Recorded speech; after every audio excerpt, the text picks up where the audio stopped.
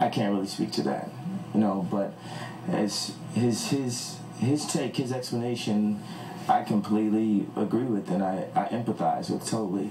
And I felt like that the entire time, that, you know, I was being, you know, hailed as a hero, and everyone saying, yo, I'm so happy you said that, and I didn't like you before, but now I like you because you said this. And you just sit there and you know in your heart as a person that in a moment of emotion, to peg someone or to call a name or peg someone as a racist is not, it's just not right. Yeah, there was great frustration with the response to Hurricane Katrina. And there we were standing there. It was just a few days, less than a week afterward. But while most people expressed frustration, you did take it across the line. And you said you made it a little more sinister, that the federal response to Katrina was because of race. And so do you regret having said that now? I don't want to speak on the word regret. And I think a lot of things that happen in America, period, are because of race, just the way this country was built and the struggles we've had to get into, you know, positions, you know, through media, through social positions, through gentrification, through like so many. It's a way bigger conversation than that. But what I wanted to speak to with Bush was just to say that I empathize with the idea of being pegged as a racist. Just play the tape. Don't even listen this time. I want you to just look at his face when he is commenting about you. And just look at him. I mean, this is the most emotional he got during my entire 3.5-hour interview with him. What would you say to him if he would meet with you face to face? And I'm not sure he would, but if he would. You know, I mean, I didn't need you guys to show me the tape in order to like prompt my emotion to what I'm going to say. You know? No, I'm just asking you. When you look at his face, what would you say to him? I mean, pre-looking at his face, I came up here because I wanted to say something to him right after the fact. You know, I would say, you know what I'm saying? It's like I don't even have to do the TV stuff with me. This is the reality. This is the real thing going on. This is, you know what I'm saying? I don't need all the jazz. I would say to, can we be quiet for a second?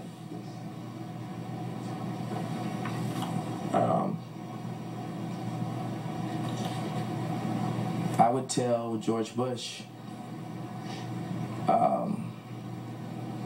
in my moment of frustration, that I didn't have the grounds to call him a racist. And you're sorry. Yeah, I'm sorry for... I think I get the point.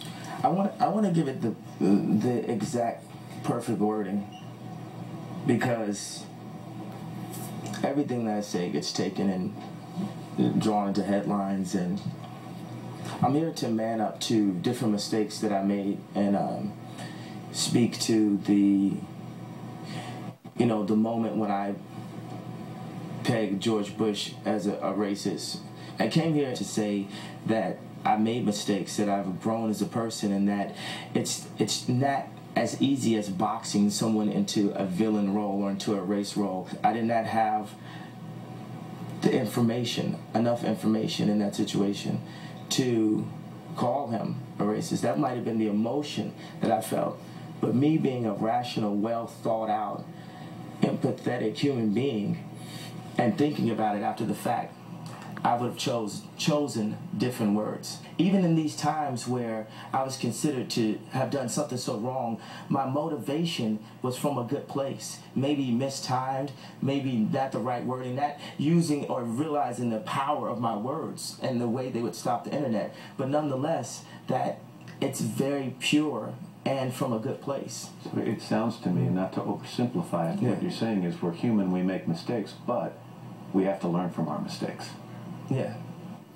And during the interview, Kanye West also told me that he empathized with President Bush because he too, talking about Kanye here, was called a racist when he interrupted Taylor Swift at the 2009 MTV Music Awards. As we often do on Today, we roll video of that moment during his answer. We're going to show you his reaction in a moment. But after our interview, Kanye fired off several tweets, including this one, quote, "I really wonder if Matt Lauer thought that blank was cool to play the MTV clip while I was speaking about Bush," end quote. Here's the moment Kanye's talking about. We're alluding to when you walked onto the VMAs and grabbed the mic from Taylor Swift, and some people said this wasn't a guy expressing his musical preference. Yeah. This was a guy who was making a statement about race, that Beyonce was better than Taylor Swift, and you got accused of racism. Yeah, exactly. And it was so funny to me that it could be a race thing, because what I was expressing was my frustration from years and years of seeing, you know, yo, how am I supposed to talk if you're going to run this thing in the middle while I'm talking? It's under. You won't be hearing it. I'm hearing it while I'm trying to talk. Okay, can you take the sound out of the overheads, please? Just pick up. You said it wasn't a race thing. Please don't let that happen. It's like ridiculous.